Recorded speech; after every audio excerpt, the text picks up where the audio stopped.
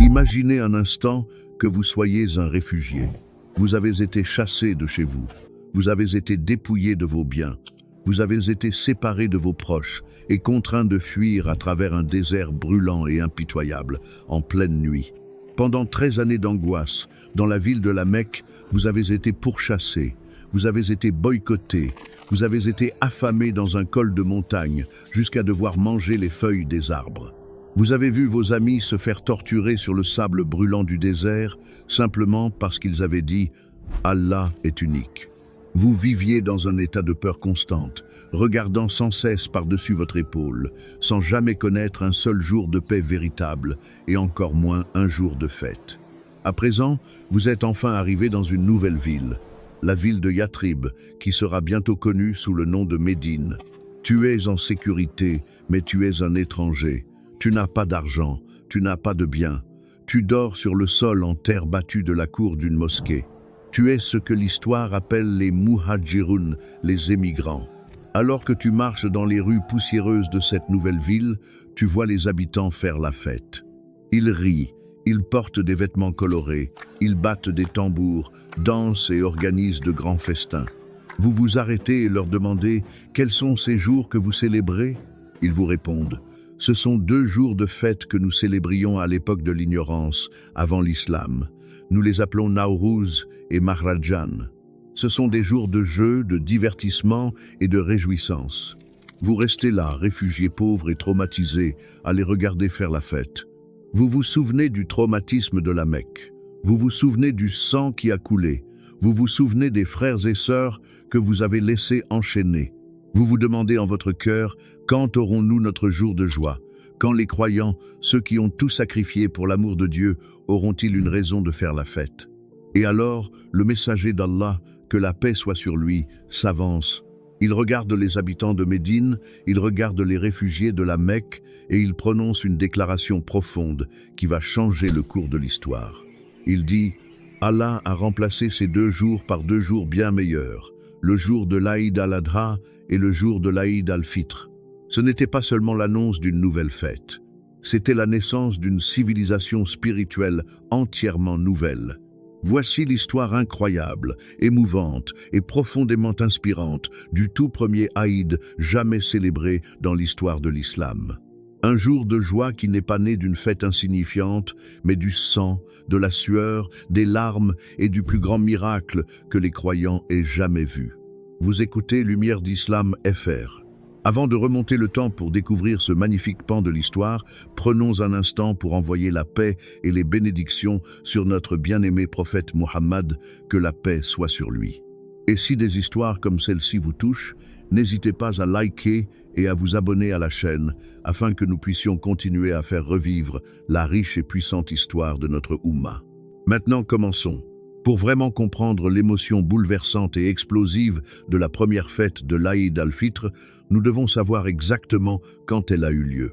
C'était la 2e année après l'Hégire, la 2e année après que les musulmans eurent émigré à Médine. Ce fut une année de changements massifs et bouleversants pour la Oumma musulmane. Pendant la 1re année et demie à Médine, les musulmans priaient en se tournant vers Jérusalem. Mais la 2e année, la Qibla, la direction de la prière, fut déplacée vers la Kaaba à la Mecque. La Oumma prenait sa forme distincte. Puis, quelques semaines plus tard, au mois de Chaban, une nouvelle révélation lourde de sens descendit des cieux. Ô vous qui croyez, le jeûne vous est prescrit comme il a été prescrit à ceux qui vous ont précédés, afin que vous deveniez vertueux. Pour la toute première fois dans l'histoire de l'humanité, il fut ordonné aux musulmans de jeûner pendant tout le mois du Ramadan. Nous devons prendre le temps de nous arrêter et d'imaginer ce que cela a pu être de vivre le Ramadan pour la toute première fois. Ils ne savaient pas à quoi s'attendre. Ils n'avaient pas les traditions que nous avons aujourd'hui. Ils n'avaient pas de climatisation pour se rafraîchir. Ils n'avaient pas de buffet somptueux qui les attendait au coucher du soleil. Ils vivaient dans des maisons en briques de terre crue, sous le soleil arabe brûlant et impitoyable. Leur suor, leur repas avant l'aube, se composait peu, être simplement de 2 dattes sèches et d'une gorgée d'eau tiède. Leur iftar était peu, être exactement la même chose. Mais leur cœur était incroyablement vivant. Il goûtait à une douceur spirituelle, à une proximité avec le Créateur qu'il n'avait jamais connue auparavant. Cependant, ce premier Ramadan n'allait pas être un mois calme et paisible de culte à la mosquée. Allah avait un plan très différent, terrifiant. En plein milieu de ce tout premier mois de jeûne, l'épreuve ultime s'abattit sur les musulmans. La nouvelle parvint à Médine qu'une immense armée lourdement armée venue de la Mecque marchait vers eux. Les Quraysh, ces mêmes gens qui les avaient torturés, volé leurs maisons, confisqué leurs richesses et assassiné leurs familles. Ils arrivaient avec 1 millier de guerriers lourdement armés pour rayer l'islam de la surface de la terre à jamais. Le prophète, que la paix soit sur lui, rassembla ses compagnons. Ils ne formaient pas une armée. Ils n'étaient que 313 hommes. Ils ne disposaient que de 2 chevaux et de 70 chameaux. Ils montaient les chameaux à tour de rôle car ils n'avaient pas assez de monture. Ils jeûnaient. Ils étaient épuisés. Ils étaient mal armés. Beaucoup d'entre eux n'avaient que des bâtons ou des épées brisées, et ils marchaient à la rencontre d'une superpuissance militaire. Ils se sont affrontés près des puits de Badr. C'était le 17e jour du Ramadan. Les croyants se battaient pour leur survie même. S'ils perdaient cette bataille, le prophète, que la paix soit sur lui, s'écriait dans sa tente « L'islam ne serait plus jamais vénéré sur terre ». Mais Allah ne les a pas abandonnés. Il a envoyé des milliers d'anges du ciel pour combattre aux côtés des croyants. Contre toute logique humaine, contre toute probabilité militaire, les 313 réfugiés affamés et jeûneurs écrasèrent complètement l'immense armée des Quraysh. Abu Jahl, le pharaon de cette Oumma, fut tué. Les chefs les plus arrogants de la Mecque furent terrassés dans la poussière. Ce fut la plus grande et la plus miraculeuse victoire militaire de l'histoire du monde. Mais la victoire eut un prix lourd et déchirant. 14 des compagnons bien-aimés du prophète, que la paix soit sur lui, furent martyrisés. Ils donnèrent leur vie sur le sable brûlant de Badr. Leur sang arrosa les racines de l'empire islamique. Lorsque l'armée musulmane revint à Médine, l'atmosphère était incroyablement complexe et profondément émouvante. Ils étaient physiquement épuisés. Leurs corps étaient meurtris, lacérés et couverts de contusions. Ils étaient en deuil. Des épouses avaient perdu leur mari, des enfants avaient perdu leur père, et le prophète, que la paix soit sur lui, avait perdu certains de ses disciples les plus dévoués. Mais en même temps, ils éprouvaient une joie profonde et indescriptible. Allah leur avait accordé la victoire. L'époque où ils étaient des victimes faibles et impuissantes à la Mecque était officiellement révolue. Ils formaient désormais une véritable force. Ils avaient l'honneur. Ils retournèrent à Médine et, malgré leur épuisement et leurs blessures, ils continuèrent à jeûner les jours restants de ce Ramadan historique. Puis, le 29 jour du Ramadan arriva. Le soleil commença à se coucher sur les palmeraies de Médine. Les compagnons levèrent les yeux vers l'horizon occidental. Et là, tranchant dans le crépuscule pourpre, se trouvait le mince et magnifique croissant argenté de la nouvelle lune. Le mois de Shawwal avait commencé. Le tout premier Ramadan de l'histoire était terminé. Et un nouvel ordre résonna dans la ville de Médine. Un ordre tiré du Coran lui-même, révélé dans la sourate Al-Baqarah. Et que vous accomplissiez le nombre de jours et que vous magnifiez Allah pour vous avoir guidé afin que vous soyez reconnaissants. Magnifiez Allah. Dites Allahu Akbar. Soudain, un son se mit à monter dans les rues poussiéreuses de Médine. Il commença doucement, venant d'une maison, puis d'une autre. Puis il s'amplifia, de plus en plus fort, jusqu'à résonner sur les murs de briques crues et à retentir à travers les vergers. Allahu Akbar, la ilaha illallah, wallahu Akbar, walillahil hamd. Dieu est le plus grand. Dieu est le plus grand. Il n'y a pas d'autre divinité digne d'être adorée que Dieu. Dieu est le plus grand, et à Dieu appartient toute louange. Imaginez entendre ce chant pour la toute première fois dans l'histoire. Imaginez l'émotion brute dans la voix de Bilal ibn Rabah alors qu'il le chantait. Il y a quelques années à peine, Bilal était un esclave écrasé sous un énorme rocher dans les sables brûlants de la Mecque, murmurant « Ahad, Ahad, un, tandis que son maître le frappait. À présent, il était un homme libre, un guerrier victorieux de Badr, marchant dans les rues de sa propre ville, proclamant haut et fort qu'Allah est plus grand que tout. Allah est plus grand qu'Abouyal. Allah est plus grand que les Quraysh. Allah est plus grand que notre faim. Allah est plus grand que notre traumatisme. Allah est plus grand que le monde entier. Toute la nuit du premier Aïd fut remplie de ce takbir majestueux et tonitruant. La ville vibrait d'une énergie spirituelle électrique.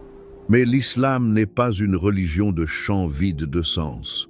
L'islam est une religion de justice sociale profonde.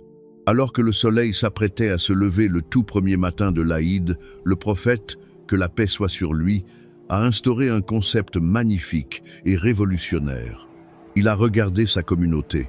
Il savait qu'il y avait encore à Médine des réfugiés qui n'avaient absolument rien.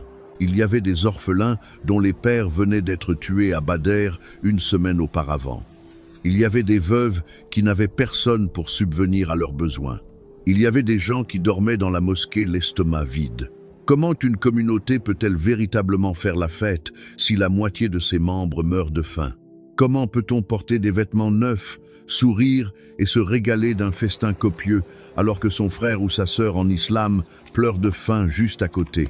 Ainsi, avant que quiconque ne soit autorisé à quitter son domicile pour la prière de l'Aïd, le prophète, que la paix soit sur lui, a institué la zakat al-fitr ou sadakat al-fitr. Il a ordonné que chaque musulman, homme ou femme, libre ou esclave, riche ou relativement pauvre, donne aux pauvres une quantité précise de denrées de base, comme des dattes, des raisins secs ou de l'orge. La sagesse derrière cet ordre était d'un génie absolu. Tout d'abord, elle servait de purification spirituelle pour la personne qui jeûnait. Si vous aviez commis des erreurs pendant votre ramadan, si vous aviez perdu votre sang-froid, si vous vous étiez disputé, si vous aviez dit quelque chose de stupide, cette aumône effaçait tout cela et purifiait votre jeûne, le présentant ainsi parfaitement à Allah. Mais ensuite, et surtout, cela garantissait qu'aucun être humain à Médine ne souffrirait de la faim le jour de l'Aïd. Le prophète, que la paix soit sur lui, a explicitement dit à propos des pauvres ce jour-là: « Enrichissez-les afin qu'ils n'aient pas à mendier ce jour-là. Rendez-les si riches en nourriture que, l'espace d'une seule journée, ils n'aient pas à mendier, ils n'aient pas à stresser, ils n'aient pas à s'inquiéter pour leur survie. Ils puissent simplement être heureux. » Imaginez la scène à Médine ce matin-là. Tôt le matin, les gens vont de porte en porte, transportant des sacs de dattes de première qualité, d'orge fraîche et de raisins secs, qu'ils distribuent aux familles les plus pauvres de la ville. Les orphelins de Badr, qui pleuraient leur père martyr, sont soudainement submergés de nourriture et de cadeaux de la part de leur communauté. On prend soin des veuves. Les réfugiés dans la mosquée reçoivent suffisamment de nourriture pour tenir plusieurs semaines. Toute la communauté est mise sur un pied d'égalité. Le fossé entre les riches et les pauvres est temporairement effacé. Ce jour-là, tout le monde est nourri, tout le monde est égal, tout le monde sourit. C'est là le véritable cœur battant de l'Aïd. Puis, le soleil commença à se lever. Le prophète, que la paix soit sur lui, se leva de son lit et accomplit les belles sunnas du matin de l'Aïd.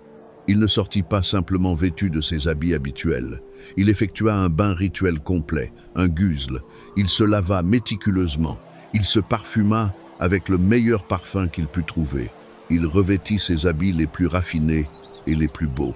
Les récits historiques mentionnent qu'il possédait un manteau yéménite spécial, un vêtement richement décoré qu'il réservait spécifiquement aux 2 Aïd et à la prière du vendredi. L'islam nous enseigne qu'Allah est beau et qu'il aime la beauté. Le jour de l'Aïd, on ne s'habille pas comme si l'on allait à des funérailles. On s'habille pour montrer les bénédictions d'Allah sur soi.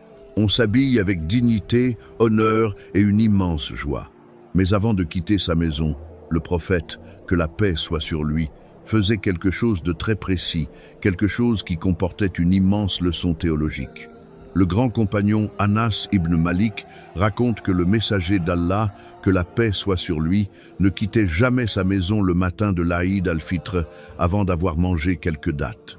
Et il en mangeait spécifiquement un nombre impair, 1, 3 ou 5. Pourquoi faisait-il cela?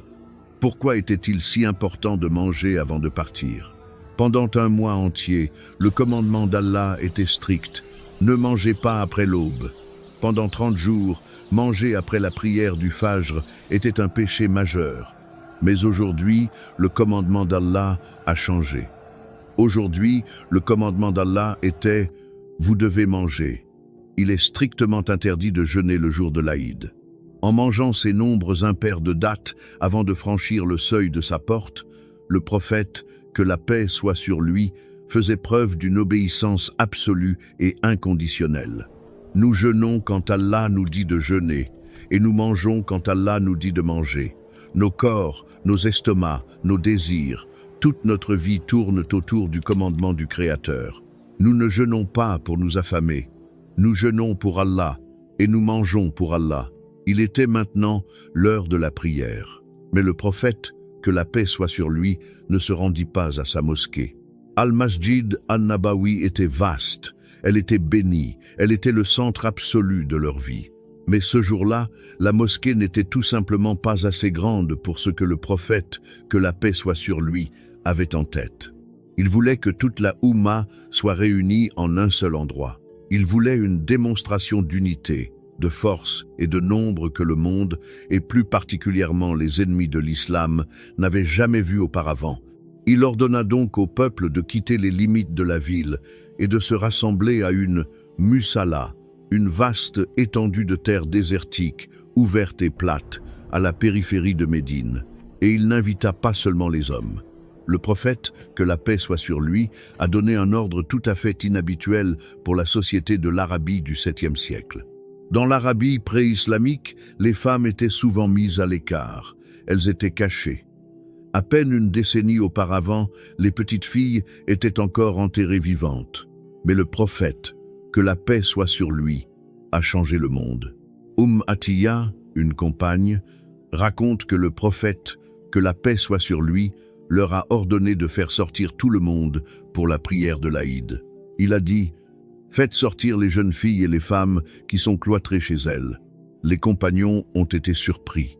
Ils ont demandé « Ô messager d'Allah, qu'en est-il des femmes qui ont leurs règles et ne peuvent pas accomplir la salat ?»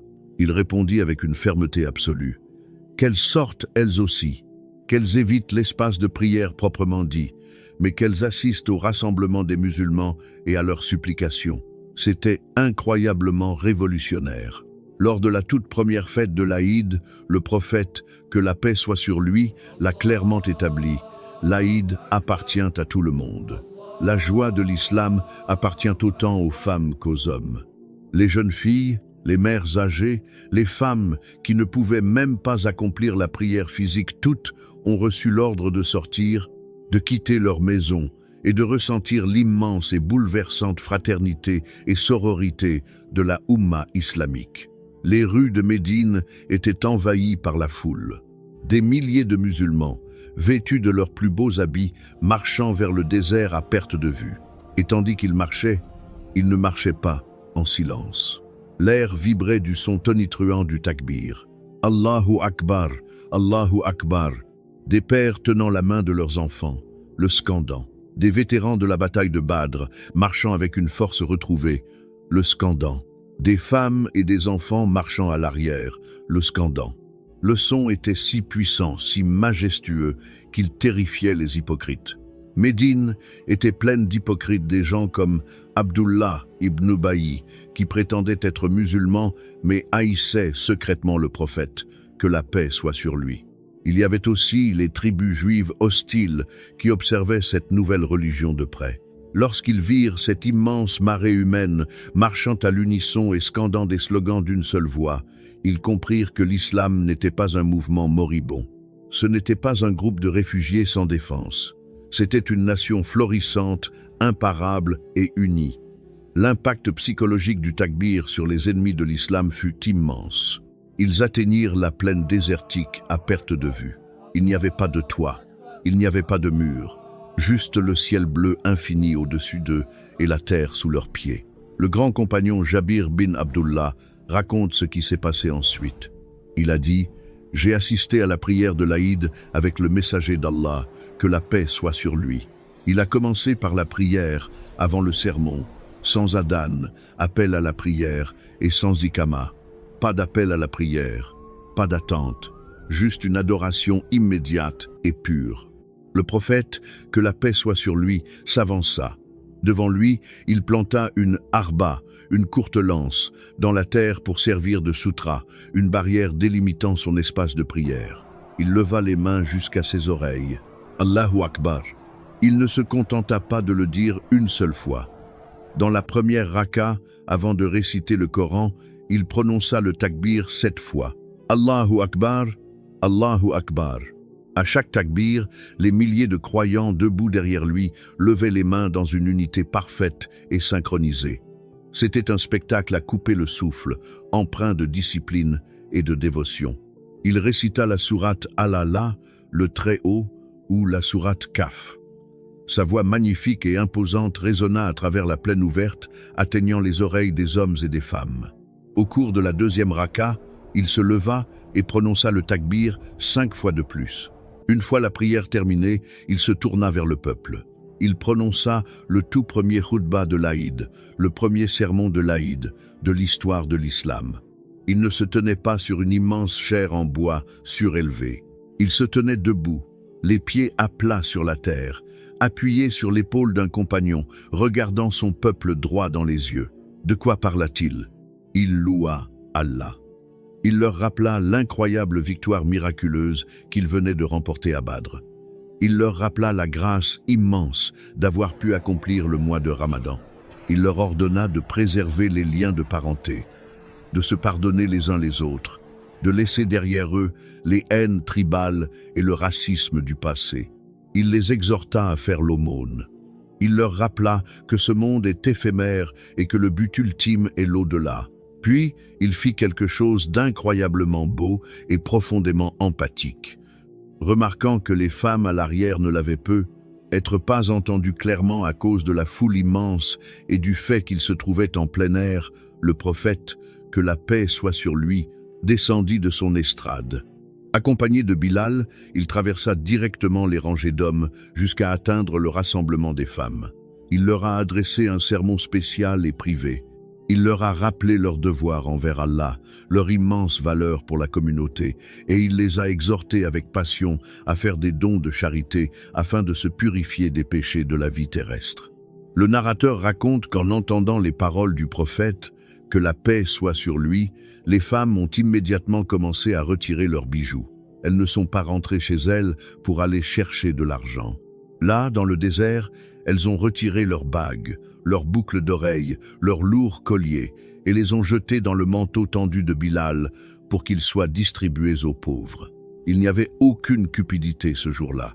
Il n'y avait qu'un désir irrésistible et ardent de plaire à Allah et d'aider ceux qui étaient dans le besoin. Le rassemblement officiel était terminé. La prière était faite. Le sermon avait été prononcé. Il était maintenant temps de rentrer chez soi pour faire la fête. Mais le prophète, que la paix soit sur lui, nous a enseigné une autre sunna profonde sur le chemin du retour. Jabir bin Abdullah raconte, « Le jour de l'Aïd, le prophète, que la paix soit sur lui, changeait d'itinéraire. Il se rendait au lieu de prière par un chemin, mais il rentrait chez lui par un chemin complètement différent. Pourquoi faisait-il cela? Les savants de l'islam ont tiré une sagesse incroyable de ce simple geste. Certains disent qu'il le faisait afin que les deux chemins, les deux zones de la terre, témoignent en sa faveur au jour du jugement qu'il les avait parcourus en glorifiant Allah. D'autres disent qu'il le faisait pour répandre la salutation « Salam », paix auprès d'autant de personnes différentes que possible. En empruntant un itinéraire différent, il voyait des visages différents, visitait des quartiers différents et répandait la joie auprès de personnes qui ne l'avaient pas vu à l'aller. Et certains disent qu'il l'a fait pour montrer sa force, pour que les hypocrites et les ennemis cachés dans les différents quartiers de Médine voient cette immense marée unie de croyants défiler dans leurs rues, chantant la grandeur de Dieu. Une fois rentrés chez eux, le reste de la journée était rempli d'une joie pure, authentique et halal. Les gens se rendaient visite. Ils s'embrassaient, ils mangeaient, ils buvaient, ils souriaient. Le prophète, que la paix soit sur lui, autorisait les jeux et les divertissements innocents en ce jour. Lors des fêtes suivantes, il est rapporté de manière authentique dans le Sahih al-Bukhari que le prophète, que la paix soit sur lui, autorisait les jeunes filles à chanter des poèmes innocents et à jouer du duf, un simple tambour à main, dans sa maison. Quand Abou Bakr entra dans la maison et se mit en colère, leur disant d'arrêter les instruments de musique de Shaitan dans la maison du prophète, le prophète, que la paix soit sur lui, se tourna vers lui, sourit et le corrigea. Il dit « Laisse-les tranquilles, ô Abou Bakr, car chaque nation a sa fête et ceci est notre fête. Laisse-les jouer, laisse-les être heureux. Aujourd'hui est un jour de joie. » Lors d'un autre Aïd, il a permis aux Abyssiniens de jouer avec leurs lances et leurs boucliers dans la cour de la mosquée, et il a même laissé sa bien-aimée épouse Aïcha poser son menton sur son épaule pour les regarder jouer jusqu'à ce qu'elle soit satisfaite. L'islam n'est pas une religion de chagrin constant, c'est une religion d'équilibre. Il y a un temps pour pleurer la nuit et il y a un temps pour se réjouir le jour. C'était la toute première fête de l'Aïd. Ce n'était pas un jour de somptuaire extravagance. Ce n'était pas un jour pour exhiber des vêtements de créateurs, louer des voitures de luxe et mépriser ceux qui ont moins que soi. C'était un jour fondé sur un mois de jeûne spirituel intense et une victoire militaire miraculeuse. C'était un jour qui a commencé par la distribution de nourriture pour s'assurer que personne, absolument personne, n'ait faim. C'était un jour marqué par la déclaration forte et intrépide qu'Allah est plus grand que toute puissance terrestre. C'était un jour où le chef de l'Empire se tenait debout sur la terre, sans trône, sans garde du corps, rappelant à son peuple l'au-delà. C'était un jour où hommes, femmes et enfants se tenaient côte à côte à ciel ouvert, unis par une seule et inébranlable croyance. Lorsque nous nous réveillerons ce matin de notre Aïd, nous devons nous souvenir de cette histoire incroyable. Lorsque vous enfilerez vos nouveaux vêtements, souvenez-vous des réfugiés en haillons, épuisés, qui portaient leurs habits simples et poussiéreux avec la dignité de roi lors du premier Aïd. Lorsque vous prendrez votre petit déjeuner, souvenez-vous de l'immense gratitude que les compagnons ont ressentie en mangeant une seule date en nombre impair après avoir jeûné leur tout premier ramadan. Lorsque vous direz « Allahu Akbar », ne vous contentez pas de le marmonner entre vos dents tout en faisant défiler votre téléphone. Dites-le avec la conviction absolue de Bilal. Dites-le en sachant que, quels que soient les traumatismes que vous ayez subis, quels que soient les ennemis auxquels la Oumma est confrontée aujourd'hui, aussi sombre que le monde puisse paraître, Allah est et sera toujours le plus grand. L'Aïd n'est pas seulement une fête, c'est un tour d'honneur.